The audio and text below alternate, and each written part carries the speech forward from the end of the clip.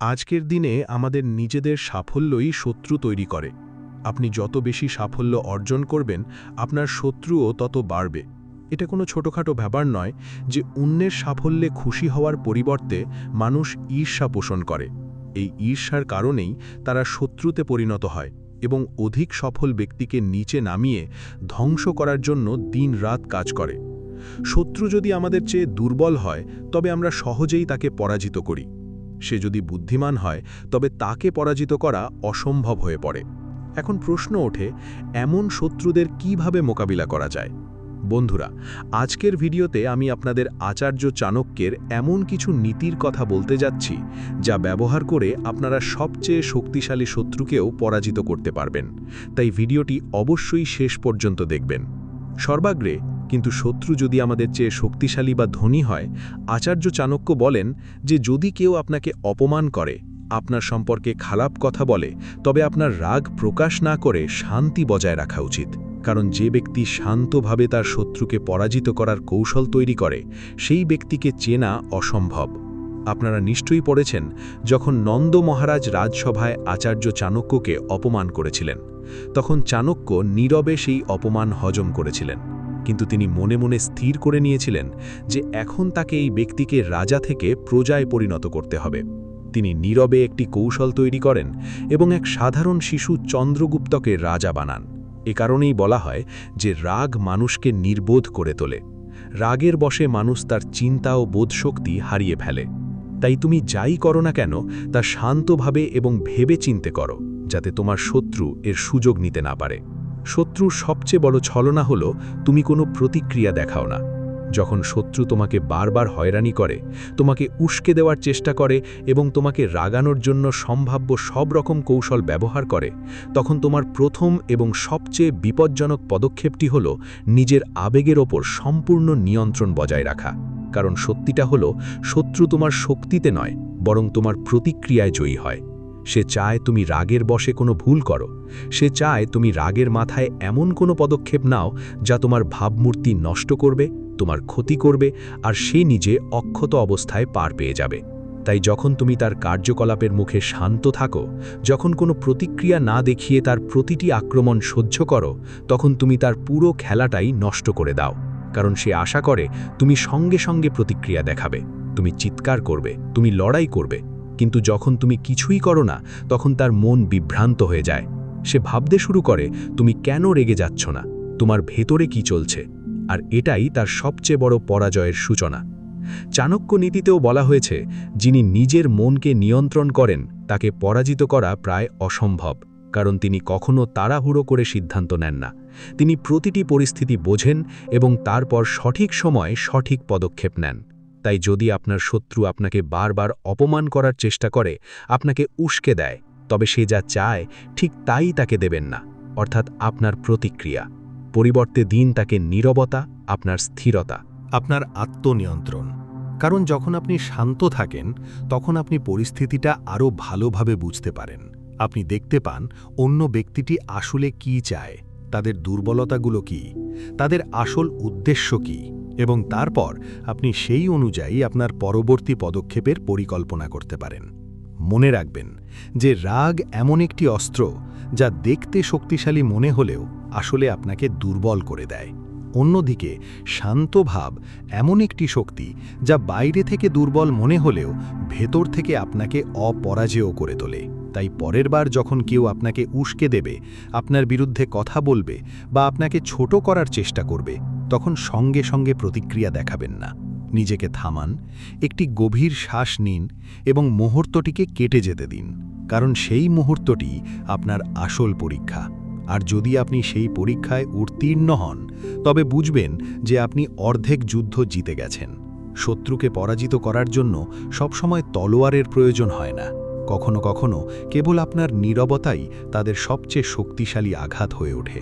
আর যখন তারা দেখে যে তাদের সমস্ত প্রচেষ্টা বৃথা, তাদের প্রতিটি আক্রমণ আপনাকে স্পর্শ করতেও ব্যর্থ, তখন তারা ক্লান্ত হয়ে পড়ে, তারা পিছু হটে। তাই এই কৌশলটি আপনার জীবনে প্রয়োগ করুন। আপনার আবেগের দাস না হয়ে তার প্রভু হন। কারণ যেদিন তুমি তোমার রাগ, ভয়, প্রতিক্রিয়ার ওপর নিয়ন্ত্রণ লাভ করবে, সেদিন কোনো শত্রু তোমাকে পরাজিত করতে পারবে না। আর এটাই প্রকৃত বিজয়, যা ভেতর থেকে শুরু হয়, বাইরে থেকে নয়।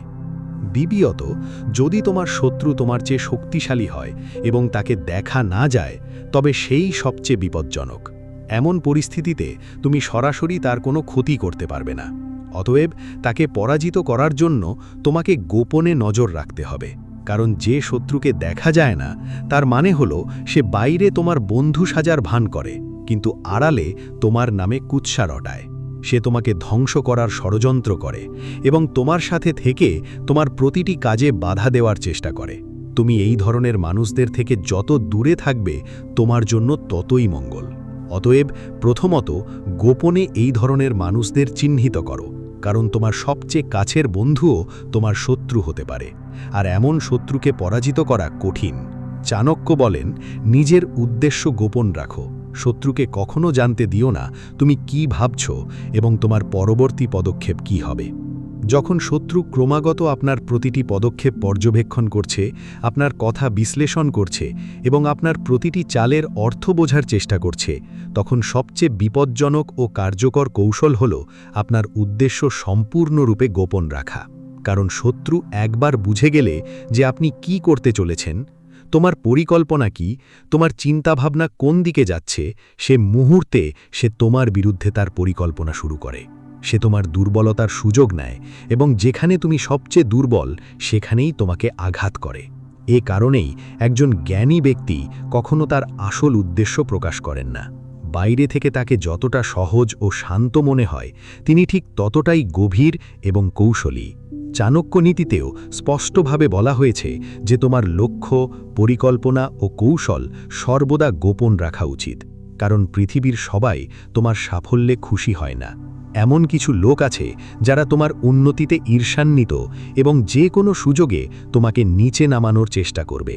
অতএব যদি তুমি তোমার শত্রুকে পরাজিত করতে চাও, তবে প্রথমে তাকে অন্ধকারে রাখো। তোমার মনে কি চলছে তা তাকে জানতে দিও না। তারা তাদের প্রতিটি ভাবনা খোলাখুলিভাবে প্রকাশ করে।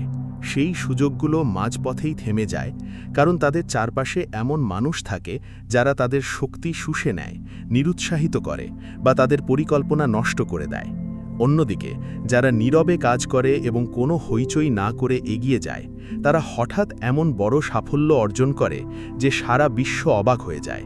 এই পর্যায়ে শত্রু সম্পূর্ণরূপে পরাজিত হয়, কারণ তারা বুঝতেই পারে না আপনি কিভাবে এই সব কিছু করলেন। তাই যদি আপনি জীবনে এগিয়ে যেতে এবং আপনার শত্রুদের পরাজিত করতে চান, তবে আপনার কথা নিয়ন্ত্রণ করুন। আপনার মনের অনুভূতি সবার সাথে ভাগ করে নেবেন না। সবাইকে আপনার পরিকল্পনার অংশ করবেন না, কারণ প্রতিটি হাসিমুখী আপনার শুভাকাঙ্ক্ষী নয়। কখনো কখনো যে মানুষগুলো আপনার সামনে আপনার প্রশংসা করে, তারাই আপনার পেছনে আপনার বিরুদ্ধে ষড়যন্ত্র করে। অতএব আপনার কাজ সম্পন্ন না হওয়া পর্যন্ত এবং আপনার লক্ষ্যে না পৌঁছানো পর্যন্ত আপনার উদ্দেশ্য নিজের কাছেই রাখা অপরিহার্য। যখন আপনি আপনার গন্তব্যে পৌঁছবেন, তখন বিশ্বকে আপনার ফলাফল দেখান, কারণ ফলাফল নিজেই নিজের পরিচয় দেয়। এর জন্য কোনো ঘোষণার প্রয়োজন হয় না।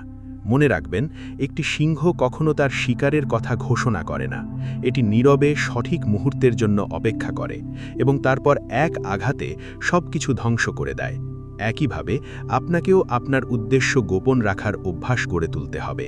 আপনার পরিকল্পনা গোপন রাখুন এবং সঠিক সময় এলেই তা কার্যকর করুন, কারণ এটিই সেই কৌশল যা শত্রুকে সবচেয়ে বেশি বিভ্রান্ত করে এবং শেষ পর্যন্ত তাকে পরাজিত হতে বাধ্য করে।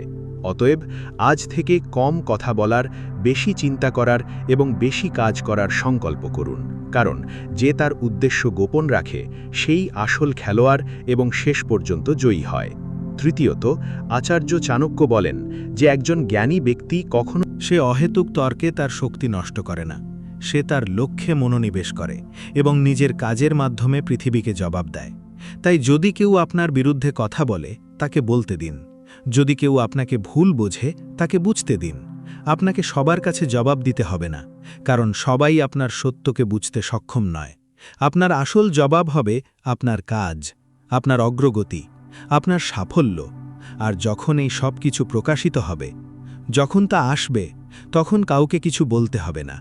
মনে রাখবেন, একটি গাছ তার ফলের কথা কখনো ঘোষণা করে না, কিন্তু যখন ফল ধরে তখন সবাই তা নিজের চোখে দেখতে পায়। একইভাবে আপনাকেও আপনার কাজে মনোযোগ দিতে হবে এবং কোনো শোরগোল না করে এগিয়ে যেতে হবে, কারণ যারা বেশি কথা বলে তারা প্রায়শই কম কাজ করে, আর যারা বেশি কাজ করে তারা প্রায়শই কম কথা বলে। তাই আপনার শক্তি সঞ্চয় করুন, একে সঠিক পথে চালিত করুন, আপনার লক্ষ্যের ওপর মনোযোগ দিন এবং প্রতিদিন একটু একটু করে এগিয়ে চলুন, কারণ এই ধারাবাহিকতাই আপনাকে এমন এক পর্যায়ে নিয়ে যাবে যেখানে আপনার সাফল্যই আপনার শত্রুকে জবাব দেবে। এবং সবচেয়ে গুরুত্বপূর্ণ হল, যখন আপনি আপনার কাজের মাধ্যমে জবাব দেন তখন তা শুধু আপনার শত্রুকে নয়, বরং সমগ্র বিশ্বকে এই বার্তা দেয় যে আপনি কথায় নয়, কাজে বিশ্বাসী। আর এই গুণটি একজন সাধারণ মানুষকে অসাধারণ করে তোলে। তাই আজ থেকে সংকল্প করুন, কারো কথায় নিজেকে জড়াবেন না। আপনি আপনার শক্তি অপচয় করবেন না, বরং তা আপনার স্বপ্ন পূরণে ব্যবহার করবেন, কারণ যখন আপনার সাফল্য আপনার সামনে এসে দাঁড়াবে তখন আপনার শত্রুর নীরব থাকা ছাড়া আর কোনো উপায় থাকবে না। এটাই প্রকৃত বিজয়, যেখানে আপনাকে কিছু বলতে হয় না, কিন্তু সব কিছু পরিষ্কার হয়ে যায়, সঙ্গীতের মতো। পঞ্চম, আচার্য চাণক্য বলেন যে পরিবার ছাড়া একজন মানুষ তার বন্ধু, আত্মীয় স্বজন এবং প্রতিদিন যাদের সাথে তার দেখা হয় তাদের সাথেই সবচেয়ে বেশি সময় কাটায়। তাই প্রত্যেক ব্যক্তির উচিত তার সঙ্গীদের প্রতি বিশেষ মনোযোগ দেওয়া। যারা সৎ এবং যোগী লোকেদের দ্বারা পরিবেষ্টিত থাকে, কোনো শত্রু তাদের দিকে কুদৃষ্টিতেও তাকাতে পারে না। কিন্তু যদি আপনি বিশ্বাসঘাতক লোকেদের সাথে থাকেন বা খারাপ সঙ্গ রাখেন, তবে আপনার শত্রু এর পূর্ণ সুযোগ নেয় এবং প্রথম সুযোগেই আপনার ক্ষতি করার চেষ্টা করবে। তাই আপনি যাদের সাথে সারাক্ষণ সময় কাটান তাদের মূল্যায়ন করা উচিত যে সুযোগ এলে তারা আপনাকে সাহায্য করবে কিনা। বন্ধু, আপনার শত্রু যতই শক্তিশালী হোক না কেন, আপনি তাকে আপনার পদতলে আনতে পারেন। ষষ্ঠ, নিজেকে এতটাই শক্তিশালী করুন যে শত্রুর অস্তিত্বই গুরুত্বহীন হয়ে পড়ে। প্রকৃত বিজয় তখনই আসে যখন আপনি এতটাই উঁচুতে ওঠেন যে বিরোধিতাকেই ছোট মনে হয়। যখন শত্রু বারবার আপনাকে নিচে নামানোর চেষ্টা করে, আপনার পথে বাধা সৃষ্টি করে এবং আপনার অগ্রগতি থামাতে সম্ভাব্য সবকিছু করে, তখন মানুষ প্রায়শই তাদের সমস্ত মনোযোগ সেই শত্রুর উপর নিবদ্ধ করে। তারা সারাক্ষণ তার কথাই ভাবে, তারা তার প্রতিটি পদক্ষেপের উপর নজর রাখে, তারা এর প্রতি তাদের প্রতিক্রিয়ার পরিকল্পনা করতে থাকে এবং ধীরে ধীরে তাদের পুরো জীবনটাই সেই সংগ্রামকে ঘিরে ঘুরতে শুরু করে। কিন্তু এটাই সবচেয়ে বড় ভুল, কারণ যখন আপনি আপনার শত্রুকে এতটা গুরুত্ব দেন তখন আপনি অজান্তেই তাকে আপনার জীবনের কেন্দ্রবিন্দুতে পরিণত করেন। আর যেই মুহূর্তে সে কেন্দ্রবিন্দুতে পরিণত হয়, আপনার শক্তি, আপনার সময়, আপনার মনোযোগ সবকিছুই তার পেছনে ব্যয় হতে শুরু করে। অথচ আসল শক্তি শত্রুকে পরাজিত করার মধ্যে নিহিত নয়, বরং নিজেকে এতটা উঁচুতে উন্নীত করার মধ্যে নিহিত যে শত্রু আপনা আপনিই তুচ্ছ হয়ে যায়। কারণ যখনই আপনি ক্রমাগত নিজের ওপর কাজ করেন, নিজের সক্ষমতা বৃদ্ধি করেন, জ্ঞানকে গভীর করেন এবং ব্যক্তিত্বকে উন্নত করেন, তখন ধীরে ধীরে আপনি এমন এক স্তরে পৌঁছান যেখানে ছোটখাটো বিষয়ে আপনাকে প্রভাবিত করতে পারে না, যেখানে মানুষের নেতিবাচকতা আপনাকে স্পর্শও করতে পারে না, এবং এটাই সেই অবস্থা যেখানে আপনি সত্যিকারের অজেয় হয়ে ওঠেন। চাণক্য নীতিতেও শিক্ষা দেওয়া হয়েছে যে সর্বশ্রেষ্ঠ বিজয় সেখানেই যেখানে কোনো রক্তপাত হয় না। আপনার হয়তো লড়াই করারও প্রয়োজন হবে না, কারণ আপনার শক্তি এতটাই সুস্পষ্ট যে কেউই আপনার মুখোমুখি হওয়ার সাহস করবে না। তাই আপনি যদি সত্যি আপনার শত্রুকে পরাজিত করতে চান, তবে তাকে হারানোর জন্য আপনার শক্তি ব্যয় না করে বরং নিজেকে উন্নত করার জন্য ব্যয় করুন। প্রতিদিন নিজেকে একটু একটু করে আরও ভালো করে তুলুন। সঙ্গীত, আপনার দুর্বলতাগুলো চিহ্নিত করুন, আপনার শক্তিগুলো গড়ে তুলুন, আপনার লক্ষ্যে অবিচল থাকুন, কারণ আপনি যখন সামনে এগিয়ে যেতে থাকবেন তখন এমন এক সময় আসবে যখন আপনার শত্রু যেখানে আছে সেখানেই থেকে যাবে এবং আপনি তার থেকে অনেক এগিয়ে যাবেন। এই ব্যবধান যত বাড়বে, শত্রুর সমস্ত প্রচেষ্টা ব্যর্থ হয়ে যাবে, কারণ সে আপনার পর্যায়ে পৌঁছতে পারবে না। অতএব আপনার জীবনের মনোযোগ শত্রুর দিকে সরিয়ে নেওয়া অপরিহার্য না, নিজের ওপর মনোযোগ দিন। আপনার চিন্তাভাবনা ইতিবাচক রাখুন, আপনার লক্ষ্য পরিষ্কার রাখুন। সঙ্গীত, এবং না থেমে এগিয়ে চলুন। মনে রাখবেন, নদী কখনো পাথরের সাথে লড়াই করে না, এটি কেবল তার পথে বয়ে চলে, ধীরে ধীরে পাথরগুলোকে পিছনে ফেলে যায়। সঙ্গীত ঠিক একইভাবে আপনাকেও আপনার পথে এগিয়ে যেতে হবে, না থেমে, দ্বিধা না করে, অন্য কারো কথা বেশি না ভেবে। কারণ যখন আপনি আপনার লক্ষ্যের প্রতি সম্পূর্ণরূপে নিবেদিত থাকেন, তখন পৃথিবীর কোনো শক্তিই আপনাকে থামাতে পারে না। এটি সেই অবস্থা যেখানে আপনার আর শত্রুর সাথে লড়াই করার প্রয়োজন হয় না, কারণ আপনার অগ্রগতি তার পরাজয় হয়ে দাঁড়ায়। তাই এই চূড়ান্ত কৌশলটি আপনার জীবনে প্রয়োগ করুন। নিজেকে এতটাই শক্তিশালী করে তুলুন যে আপনার অস্তিত্বই এতটাই প্রভাবশালী হয়ে ওঠে যে শত্রুর অস্তিত্বই বিলীন হয়ে যায়। কারণ প্রকৃত বিজয় তখনই আসে যখন আপনি কেবল কাউকে পরাজিত করেন না, বরং নিজেকে এমন এক স্তরে উন্নীত করেন যেখানে পরাজয় প্রশ্নাতীত। এবং যখন আপনি এই স্তরে পৌঁছান, তখন প্রতিটি পদক্ষেপ, প্রতিটি সিদ্ধান্ত এবং প্রতিটি সাফল্য নিজেই একটি উত্তর হয়ে ওঠে। আর এটাই সেই বিজয় যা চিরস্থায়ী, যার কোনো শেষ নেই। সপ্তম, আচার্য চাণক্য বলেন যে ব্যক্তি অহংকার পোষণ করে সে নিজেকে ছাড়া আর কাউকে বড় বলে মনে করে না। আমাদের অহংকারই আমাদের শত্রুর সংখ্যা বাড়িয়ে দেয়। তাই তোমার নিজের মধ্যে অহংকারকে বাড়তে দেওয়া উচিত নয়। কারণ অত্যন্ত শক্তিশালী রাবণও অহংকারের কারণে বিধ্বস্ত হয়েছিলেন, তার অহংকারই তাকে ধ্বংস করেছিল। তাই কারও অহংকার পোষণ করা উচিত নয়, কারণ অহংকার এমন একটি রোগ যা নিজেকে ধ্বংস করার পরেই কেবল একজন ব্যক্তিকে ধ্বংস করে। অষ্টম, আচার্য চাণক্য বলেন যে তোমার মুখে সর্বদা হাসি রাখা উচিত। তোমার হাসি এমন এক শক্তি যা সবচেয়ে শক্তিশালী শত্রুকেও পরাজিত করতে পারে। সঙ্গীত যদি কেউ তোমাকে আঘাত করার চেষ্টা করে, ভয় না পেয়ে খুশি হওয়ার চেষ্টা করো। সঙ্গীত এটা করা তোমার জন্য কঠিন হতে পারে, কিন্তু তোমার শত্রুকে পরাজিত করার জন্য এইটুকুই যথেষ্ট। কারণ অনেক প্রতিকূলতার সম্মুখীন হওয়ার পরেও তোমার মুখের হাসি তোমার শত্রুকে রক্তের অশ্রু ফেলতে বাধ্য করবে। এমন পরিস্থিতিতে যখনই সে তোমার হাসি মুখ দেখবে, তার ভেতরে একটি আগুন জ্বলে উঠবে যা তোমার বিজয়ের দিকে নিয়ে যাবে। আর বন্ধু, তোমার কাছে আমার একটা অনুরোধ আছে। জীবনে যতই প্রতিকূলতার সম্মুখীন হও না কেন, তোমার সর্বদা খুশি থাকার চেষ্টা করা উচিত। নবম, সঠিক মুহূর্তের জন্য অপেক্ষা করতে শিখুন। সঙ্গে সঙ্গে কাজ করা সবসময় সম্ভব হয় না। কখনো কখনো কেবল সঠিক সময়টা দেখতে পেলেই আপনি সবচেয়ে বিপজ্জনক হয়ে ওঠেন। যখন শত্রু আপনাকে বারবার উস্কানি দিয়ে সঙ্গে সঙ্গে প্রতিক্রিয়া করতে বাধ্য করে, এমন পরিস্থিতিতে ঠেলে দেয় যেখানে আপনি তাড়াহুড়ো করে পদক্ষেপ নেন, তখন বুঝবেন যে সে আপনাকে ফাঁদে ফেলার চেষ্টা করছে। কারণ তাড়াহুড়োর সিদ্ধান্ত প্রায়শই ভুল হয় এবং শত্রু ঠিক এই ভুলেরই অপেক্ষা করে। অতএব সবচেয়ে চতুর এবং কার্যকর কৌশল হল প্রতিটি পরিস্থিতিতে ধৈর্য ধরে থাকা এবং সঠিক মুহূর্তের জন্য অপেক্ষা করা। কারণ প্রতিটি যুদ্ধ কেবল শক্তি দিয়ে জেতা যায় না, কখনো কখনো সঠিক সময়ে একটি ছোট্ট আক্রমণও পুরো খেলার মোড় ঘুরিয়ে দিতে পারে। কল্পনা করুন, যদি একজন তীরন্দাজ লক্ষ্য না দেখে বা সঠিক মুহূর্তটি না দেখে তীর ছোড়ে। সুতরাং সেই তীরটি হয়তো তার লক্ষ্যে পৌঁছাতে পারে না, কিন্তু যদি সেই একই তীর সঠিক সময়ে এবং সঠিক দিকে ছোড়া হয়, তবে তা সরাসরি লক্ষ্যে আঘাত করে। একইভাবে জীবনেও সঠিক সময় অনুযায়ী প্রতিটি পদক্ষেপ নেওয়া গুরুত্বপূর্ণ। চাণক্য নীতিতে স্পষ্টভাবে বলা হয়েছে যে ব্যক্তি সময়কে চিনতে পারে না, সে নিজের হাতেই নিজের পরাজয় লেখে। কারণ সময়ই সেই শক্তি যা একজন দুর্বল ব্যক্তিকেও শক্তিশালী করতে পারে এবং একজন শক্তিশালী ব্যক্তিকেও দুর্বল করে দিতে পারে। অতএব আপনি যদি আপনার প্রতিটি পদক্ষেপকে কার্যকর করতে চান, তবে আপনাকে অবশ্যই বুঝতে হবে কখন কথা বলতে হবে, কখন চুপ থাকতে হবে, কখন এগিয়ে যেতে হবে এবং কখন পিছু হটতে হবে।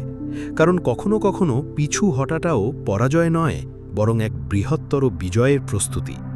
যখন আপনি সঠিক সময়ের জন্য অপেক্ষা করেন, তুমি ভয় পেয়ে গেছো, তুমি কিছুই করছো না, আর সেই বিভ্রান্তিতে সে নিজেও তার সতর্কতা হারাতে শুরু করে। সে তার সতর্কতা শিথিল করে ফেলে, সে তার পদক্ষেপে অসতর্ক হয়ে পড়ে। আর ঠিক সেই মুহূর্তেই তোমার আঘাত হানা উচিত, কারণ তখনই শত্রু সবচেয়ে অসতর্ক থাকে এবং একটি মাত্র পদক্ষেপ তাকে পুরোপুরি নাড়িয়ে দিতে পারে। সুতরাং যদি এই মুহূর্তে তুমি মনে করো যে তোমার অধিকার আছে, তাহলে আপনি আপনার শত্রুকে এই ভ্রম দেবেন যে আপনি দুর্বল। সুযোগ না থাকলেও ঘাবড়ে যাবেন না, নিজেকে প্রস্তুত করুন, আপনার পরিকল্পনাকে আরও শক্তিশালী করুন, নিজের শক্তি বাড়ান এবং সঠিক মুহূর্তের জন্য অপেক্ষা করুন। কারণ যখন সময় আপনার অনুকূলে থাকবে তখন আপনাকে কঠোর পরিশ্রম করতে হবে না, সব কিছু আপনা আপনি আপনার অনুকূলে কাজ করতে শুরু করবে। মনে রাখবেন যে একজন কৃষকও বীজ বপন করার পর সঙ্গে সঙ্গে ফল আশা করেন না। তিনি ধৈর্যশীল, তিনি সঠিক মৌসুমের জন্য অপেক্ষা করেন এবং যখন সময় আসে তখন তার কঠোর পরিশ্রম ফল দেয়। একইভাবে আপনাকেও আপনার জীবনে ধৈর্যশীল হতে হবে, কারণ একজন অধৈর্য ব্যক্তি সর্বদা ভুল করে এবং একজন ধৈর্যশীল ব্যক্তি সর্বদা সঠিক সিদ্ধান্ত নেয়। তাই পরের বার যখন আপনার অবিলম্বে কিছু করার প্রয়োজন অনুভব হবে, তখন এক মুহূর্তের জন্য থামুন, ভাবুন, বুঝুন এবং তারপর সিদ্ধান্ত নিন, কারণ এটাই একজন সাধারণ মানুষ এবং একজন কৌশলী মানুষের মধ্যে পার্থক্য।